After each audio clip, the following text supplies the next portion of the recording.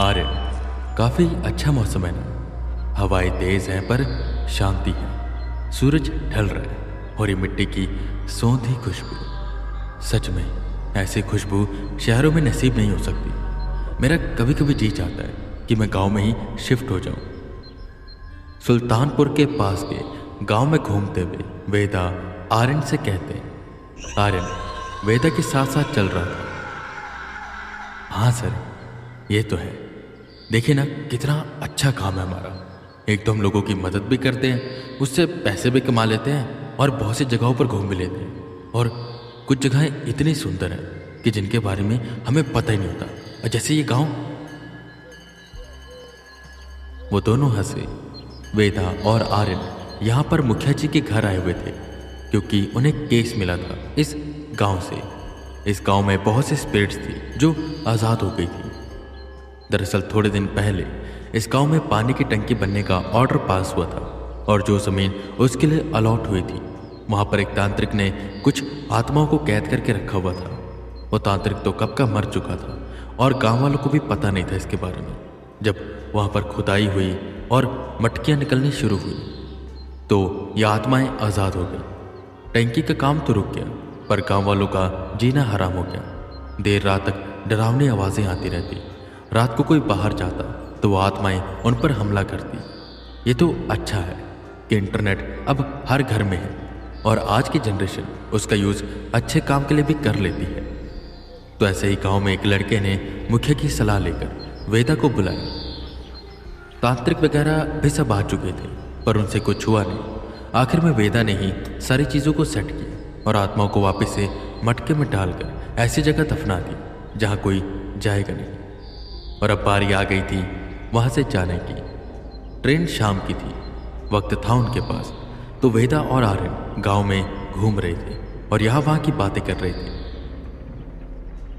Sir, वैसे हमने इतने केसेस सॉल्व किए हैं, हमें तरह तरह की आत्माएं देखने को मिली, पर बहुत सी आत्माएं ऐसे मिली जो बस हमारी मदद चाहती थी। सर पता है, मेरे मन में हमेशा एक सवाल रहता कि कभी अगर ऐसा हो कि हमें कोई ऐसी आत्मा मिले जो बुरी हो पर अच्छा काम कर रही हो, जैसे बुरे लोगों को मारना या बेसहाय लोगों की मदद करना, तो क्या सर हम उसे भी मुक्त कराएंगे या जो वो कर रही है उसे करने देंगे? अगर एग्जाम्पल के लिए सर कोई सीरियल किलर है जो लोगों को तड़पा तड़पा कर मारता है, बस उन्हें मारकर उस सीरियल किलर को मज़ा आता है, और वहाँ पर कोई ऐसी आत्मा आ जाए जो उन इंसानों का बदला लेने के लिए उस सीरियल किलर को मार दे, और वो ऐसे करके और सीरियल किलर को मारती रहे और आपको मौका मिले उस आत्मा को मुक्त कराने का और ये जो खून वो कर रही है उसे रोकने का, तो आप क्या करेंगे? जिस पर वेदा भी सोच में पड़ जाते हैं और उन्हें याद आती है उनके गुरुजी की वो बात जो कुछ दिन पहले उन्होंने बताई थी। एक बुरी आत्मा जिसकी उन्हें मदद करनी है, और जो आर्यन अभी बता रहा था, ये सवाल ठीक वैसा ही था कि ये कोई संयोग था। क्या हुआ सर? ये तो बस रैंडम सवाल था, ऐसे ही दिमाग में आ गया। जिस पर वेदा बोलते, आर्यन तुम मेरी जगह होते तो क्या करते? जिस पर आर्यन हंसते हुए कहता है, मैं तो कुछ ना करता। वैसे सर कहना नहीं चाहिए पर हमारे देश का कानून देखे ना सर, इंसाफ जब तक मिलता है तब तक आदमी निकल जाता है। कितने ऐसे केसेस हुए कि महीने तक तो उसकी न्यूज़ चलेगी, बाद में कुछ और हो जाएगा, लोग पिछले केस को भूल जाएंगे। तो ऐसे में सर कोई केस आए, उस पर इन्वेस्टिगेशन चलती रहे, उस वक्त दूसरा केस आ जाए, और सर मान लीजिए इन्वेस्टिगेशन अच्छे से चल भी रही है और उसको सज़ा मिलेगी, पर कब पता ही नहीं है। कई केसेस तो ऐसे जिसमें अपराधियों को कितने सालों बाद सज़ा मिली। जैसे कि एक केस हुआ था जिसमें एक आदमी ने 3 लोगों को मारा था। सबूत इकट्ठा करते तारीखें मिलते 20 साल हो गए। जब उसने क्राइम किया था उसकी उम्र करीबन 35 साल की थी। फैसला आया जब वो 55 साल का हुआ। फैसला उम्र कैद, और सर जेल में खाना मिलेगा, और 55 साल तो उसने बाहर रह ही लिया ना। अब उसको सज़ा मिल रही है और कई कैदियों को तो VIP सर्विस भी मिलती है। तो ऐसे में अगर वो आत्मा ऐसे अपराधियों को मार देगी तो एक तरह से अच्छा ही है ना, उसको सजा तो मिली। जिस पर वेदा काफी देर तक आर्यन की बात पर गौर करते और कहते हैं,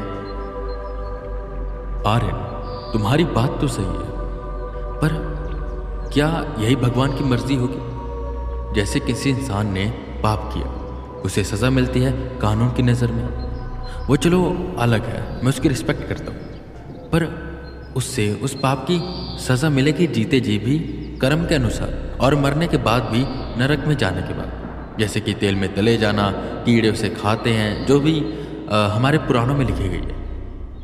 खैर ये काफ़ी गहरा विषय है। बाकी जो चीज़ कुदरत के अनुसार होगी वो तो होगी। तुमने बहुत बार ऐसा देखा होगा कि कोई शख्स है जो भगवान की खूब भक्ति करता है, अच्छे कर्म करता है, पर कई बार जल्दी मर जाता है तड़प तड़प कर। वहीं कोई ऐसा इंसान है जिसने बस जीवन में पाप ही किए पर उसे कुछ भी नहीं होता, वो ज़िंदगी अच्छे से जीता है और अच्छे से मर भी जाता है, कोई दिक्कत नहीं। और कहा जाता है कि हमें कर्मों की सज़ा मिलती है, तो कई बार होता है कि यहाँ मिलती है, कई बार होता है आफ्टर लाइफ मिलती है। आर्यन हमेशा एक बात ध्यान रखो, जो होता है अच्छे के लिए होता है। भले ही किसी की मौत हुई है, हालांकि मुझे उसे अच्छा नहीं कहना चाहिए, पर उसकी स्थिति, उसका कारण कुछ भी हो सकता है, और क्या पता ये जो बुरा कर्म कर रहा था उसकी कुछ और स्थिति हो। और देखो, कहा जाता है कि गंगा में नहाने से पाप धुल जाते हैं, तो ऐसा नहीं है कि पाप धुल जाते हैं या नहीं धुल जाते। बात मैं तुम्हें जो बताता हूँ प्रैक्टिकल बताता हूँ।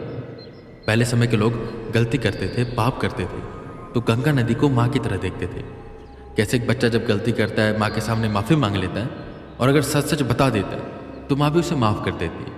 तो ऐसे लोग जो गलती करते थे, माँ गंगा के सामने जाकर माफ़ी मांगते थे, गलती स्वीकारते थे, कहते थे आगे से नहीं करेंगे। तो अगर प्रैक्टिकली देखोगे तो ऐसे उनके पाप धुल जाते थे। पर इसका मतलब ये नहीं कि तुमने पाप किया, जाके नहा लिया, पाप धुल गए। तो कुछ चीज़ें ऐसी हैं जो कि बहुत बढ़ा चढ़ा दी गई वक्त के हिसाब से, जहाँ से प्रैक्टिकली जो चीज़ थी वो हट गई, और जो चीज़ लॉजिक उतनी नहीं बना रही। बाकी आर्यन मैं तुम्हें फालतू का ज्ञान नहीं दूंगा, बस इतना कहूँगा कि हम भगवान की कठपुतली हैं। हमारी कहानी लिख दी गई है, हम उसका किरदार निभा रहे हैं। अच्छे कर्म करें, बुरे कर्म करें, वो हमारी कहानी का हिस्सा है। जो हमारी कहानी में लिखा है वही होगा। अभी हम दोनों चल रहे हैं तो ये भी हमारी कहानी में लिखा हुआ है। आर्यन जिस पर उबासी लेते हुए कहते हैं, सर इतनी छोटी सी बात को ना आपने बहुत ही बढ़ा चढ़ा कर बोल दिया। सर सीधा कह देते, जो होगा देखा जाएगा। आर्यन हंस पड़ा, पर वेदा वही गंभीर थे। ना जाने क्यों उन्हें उनकी बातों में और आसपास जो बातें वो सुन रहे थे उससे आशंका हो रही थी कि कुछ तो है जो होने वाला, कुछ ऐसा जो बुरा होते हुए भी अच्छा होगा। और वेदा को तब फैसला करना होगा कि उन्हें किस तरफ जाना है, अच्छे की तरफ जो बुरा कर रहा है, या बुरे की तरफ जो अच्छा कर रहा है। पर खैर वेदा एक बात बोल रही, आर्यन हमें हमारी कहानी खुद आके लेकर जाएगी। कि तभी आर्यन बोला, अरे हाँ सर, इसके बाद हमें निकलना है हावड़ा, एक केस आया हुआ है, तो निकल जाएंगे यहीं से। वो जो पार्टी है काफ़ी अच्छा पेमेंट दे रही है, और उसने हमारी आने की टिकट भी करवा दी है, और रहने के लिए कमरा भी है। जिस पर वेदा कुछ न बोले, बस हामी भर आगे बढ़ने लगे। ऐसा लग रहा था जैसे उन्हें केसेस जो आ रहे हैं ये एक दिशा की ओर लेकर जा रहे हैं, एक ऐसी दिशा जो उनकी कहानी को पूरी करेगी, एक ऐसी कहानी जिसकी चेतावनी देकर गए थे गुरुजी।